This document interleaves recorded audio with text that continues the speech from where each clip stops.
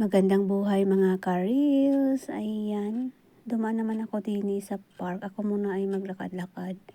Ako muna ay mag-exercise bago umuwi. Ayan nga, 5:30 na ng hapon. Ito pa rin ang kaganapan. Marami pa rin mga tourist. Ayan. So, aakyat muna ako doon sa taas kung mayroon pa akong maaabutan na sunset. Dahil magandang panahon ngayon, baka nagpakita ang sunset. Ayan. Pero malamig pa rin ang simoy ng hangin. So, ayan na nga. Ako'y umakyat din eh. Marami din kanina ang umakyat dito.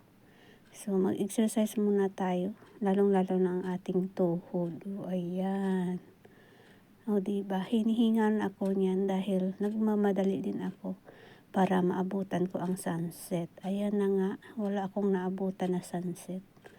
So, ayan na lang ang aking naabutan. Ayan, ang magandang kaulapan.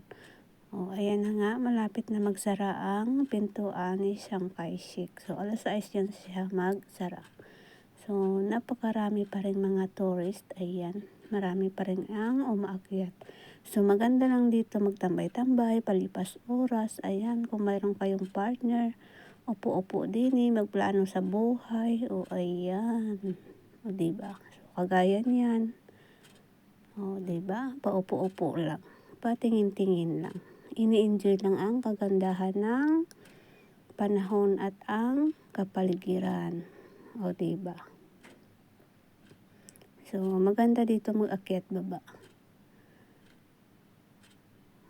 Ayan. Pag masipag ka lang maglakad-lakad, ayan. Marami kang marating dito. So, marami pa rin ang gustong pumunta dyan sa loob. Ayan, makita lamang si Chiang Kai-shek. Ayan.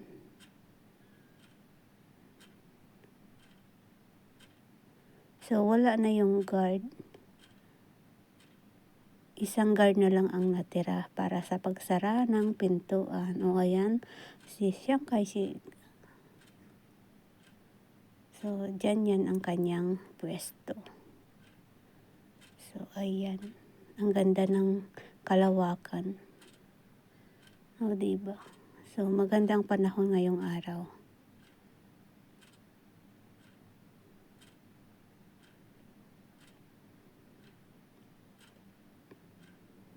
So, ayan. Maganda din dito sa gabi. Yung ilaw na lang lahat ang makikita. O, diba? So, ito lang guys ang aking mai-share sa inyo.